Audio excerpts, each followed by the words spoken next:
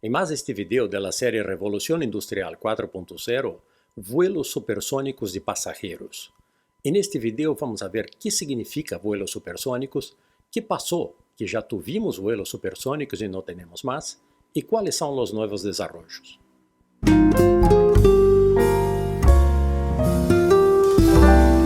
Para entender la definición de vuelo supersónico, lo primero que tenemos que conocer es el número llamado número de Mach. El número de Mach es un número sencillo, es un número que compara la velocidad de un objeto con la velocidad del sonido en el mismo medio. Así que en el caso de un avión, como se traslada por el aire, se compara la velocidad del avión con la velocidad del sonido en el aire. La velocidad del sonido en el aire es de 1235 km por hora.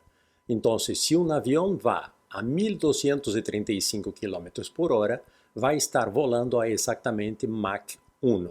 Y es a través del número de Mach que se definen los vuelos supersónicos. Entonces, cuando un avión va a una velocidad que no supera el 70% de la velocidad del sonido en el aire, o sea, Mach 0,7, decimos que ese avión está en vuelo subsónico, o sea, menos que la velocidad del sonido. Cuando va entre 70% y 120% de la velocidad del sonido, decimos que está en vuelo transónico. Y arriba de Mach 1,2 hasta 5, decimos que sí está en vuelo supersónico. Entonces, para estar en vuelo supersónico, un avión necesita por lo menos estar a 120% de la velocidad del sonido en el aire.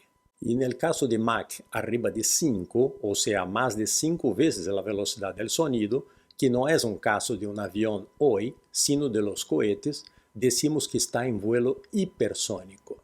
Haciendo las cuentas con el número de Mach, sabemos que los vuelos subsónicos son hasta 865 km por hora. Los transónicos hasta 1482 km por hora. Y los supersónicos van desde 1482 hasta 6175 km por hora. Como ya vimos en otros videos, los cohetes salen de la atmósfera terrestre a velocidades por arriba de 29.000 km por hora, así que velocidades hipersónicas. Mucha gente asocia esta imagen con romper la barrera del sonido.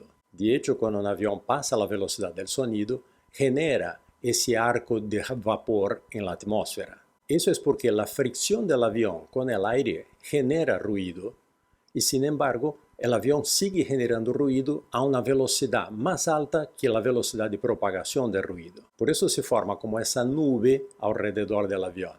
Si preguntamos hoy cuánto tarda un vuelo transoceánico para cruzar el Atlántico, más o menos a la misma latitud, o sea, de Londres a Nueva York, del aeropuerto de Heathrow al aeropuerto Kennedy en Nueva York, vamos a ver que ese vuelo hoy tarda alrededor de 7 horas y media. Pero en fines del siglo pasado teníamos un avión supersónico, el Concorde, que hacía exactamente la misma ruta en 3 horas y media. Entonces nos preguntamos, ¿qué pasó? ¿Volvimos para atrás? ¿De 13 horas y media volvemos a las 7 horas y media de vuelo? La verdad no es que exactamente volvimos para atrás. Esa hazaña de 3 horas y media solo era posible con un avión, el Concorde, el primero supersónico de pasajeros construido en el mundo. El Concorde fue un avión desarrollado en cooperación entre el Reino Unido y Francia. Empezó en los años 50 del siglo pasado, hizo su primer vuelo en 1969 y entró en operación en los años 70, en 1976. O sea, tuvo un largo tiempo de desarrollo. Y por otro lado, significa que es un avión con tecnología de los años 50, un periodo en el cual la aviación comercial no tenía nada que ver con lo que es la aviación comercial hoy. Además, tampoco había la concientización ambiental que tenemos hoy en nuestras sociedades. El Concorde era un avión de lujo. Todos los asientos eran de primera clase. El servicio de bordo era espectacular, con las mejores comidas y mejores bebidas, y volar en el Concorde era todo un glamour. En este caso, la reina Elizabeth II está bajando del Concorde de British Airways. Y mucha gente tomaba el Concorde justamente para poder probar el vuelo supersónico. De hecho, muchas personas viajaron en el Concorde solo una vez.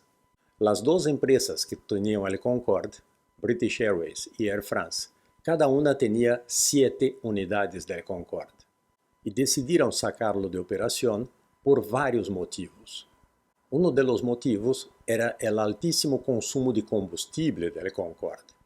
En este cuadro comparativo entre el Concorde y un Jumbo 747 de Boeing, vemos que el Jumbo necesita 1 galón por pasajero para viajar 34 kilómetros. Ya el Concorde, con el mismo galón por pasajero, hace solamente 7 kilómetros. Esa diferencia multiplicada por el costo de la época, de $1,68 por galón de combustible de aviación, da un valor de que el Jumbo necesita para ir de Nueva York a Londres de $76 por pasajero de combustible, mientras que el Concorde requiere $346 por pasajero para hacer el mismo recorrido. Otro motivo, por ser una tecnología de los años 50, los motores del Concorde emitían 5 veces más contaminación del aire que los motores actuales que tenemos en los aviones de Boeing y de Airbus. Y otro motivo es el nivel de ruido del Concorde, lo que se llama el sonic boom.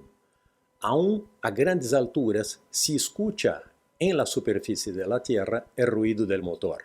Es por eso, por el nivel de ruido, que la mayoría de los países prohibió los vuelos supersónicos sobre sus territorios. Entonces el Concorde solo podía llegar a velocidad supersónica cuando estaba volando por arriba del océano. Esa limitación para un vuelo entre Europa y América no es una limitación fuerte, pero para un vuelo de Europa a Asia sí es una limitación fuerte. Así que por esa serie de motivos el Concorde no vuela más y no tenemos en el momento vuelos supersónicos.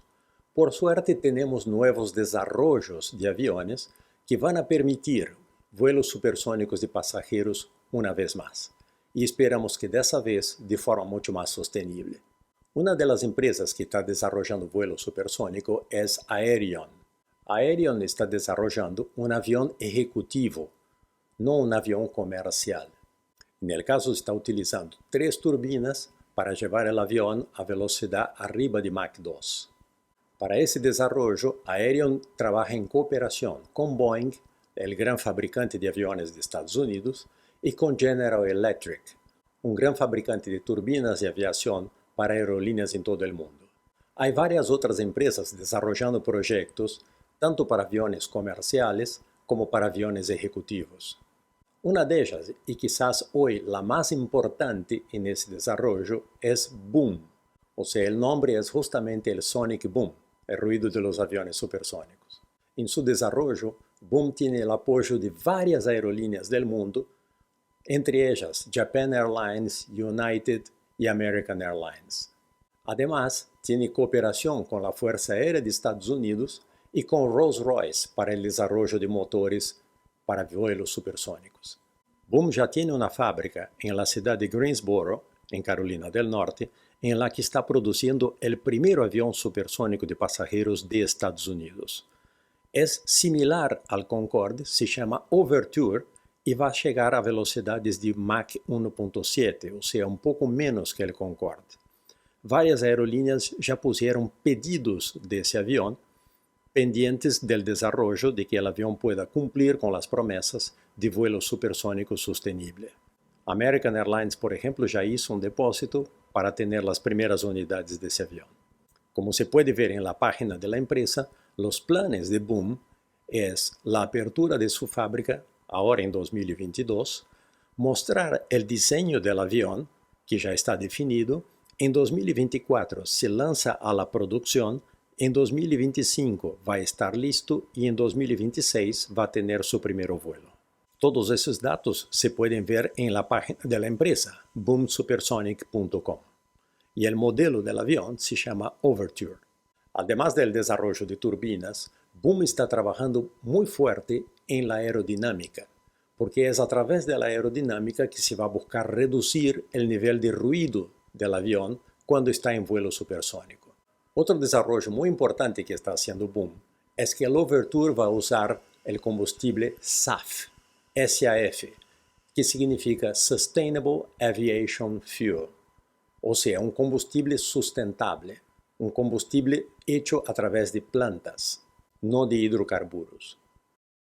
Já temos aqui no canal um vídeo sobre a empresa SpaceX, que está desenvolvendo a nave Starship. E como vimos no vídeo sobre mobilidade no futuro, a nave Starship também se vai poder utilizar para vuelos intercontinentais, vuelos a velocidades de 27.000 km por hora, ou seja, hipersônicos, que vão permitir viagens entre Estados Unidos e China em muito poucas horas. Assim que é muito provável, antes do final dessa década, que vamos a volver a ter os vuelos supersônicos de passageiros, o que nos permitirá, de forma sustentável, cruzar tanto o Atlântico quanto o Pacífico em muito pouco tempo.